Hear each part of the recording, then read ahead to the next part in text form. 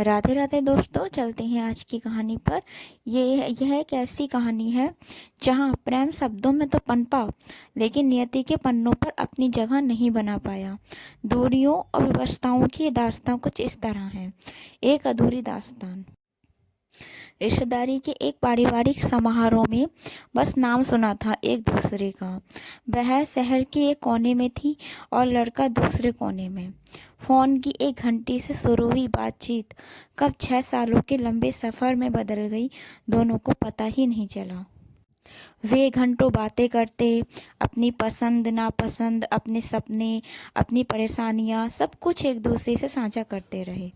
उनके बीच एक गहरा रिश्ता था।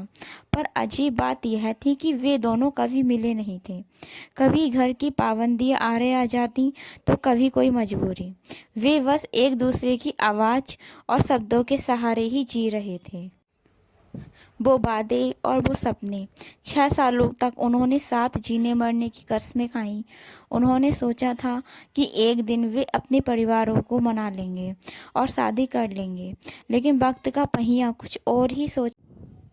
जैसे जैसे समय बीता, पारिवारिक दबाव बढ़ने लगा। दोनों ही अपने अपने घरों की मर्यादाओं और मजबूरियों में बंधे थे।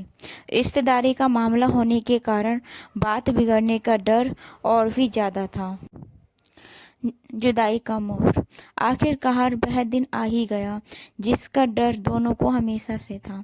लड़की के घर वालों ने उसकी शादी कहीं और तय कर दी। लाख कोशिशों के बाद भी वह कुछ न कर सकी। उसकी आंखों में आंसू थे और हाथ में मोबाइल, जिस पर आखिरी बार उसने उस लड़के से बात की। शायद हमारी किस्मत में मिलना लिखा ही नहीं था। हम 6 साल तक एक दूसरे की रूह से जुड़े, पर कभी आमने सामने देख भी ना पाए। कुछ समय बाद लड़के की भी शादी किसी और से हो गई। दोनों ने अपनी अपनी दुनिया बसा ली, पर उस प्रेम का क्या हुआ जो बिना देखे ही मुकम्मल मान लिया गया था। आज भी जब कभी बारिश होती है या कोई पुराना गाना बजता है तो उन्हें वह 6 साल याद आते हैं।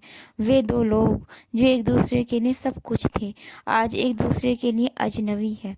सबसे बड़ा दर्द यह नहीं था कि वे एक नहीं रह पाए, बल्कि सबसे बड़ा दर्द यह था कि 6 साल की बेपनाह मोहब्बत के बाद भी वे एक दूसरे का चेहरा सामने से कभी देख ही नहीं पाए।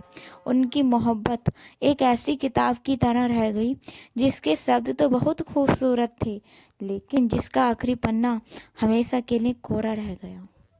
दोस्तों, प्लीज़ मेरे चैनल को लाइक शेयर सब्सक्राइब कीजिए ताकि मैं मोटिवेट रहूं और आपके लिए ऐसे ही अच्छी अच्छी कहानियां लेकर आती रहूं।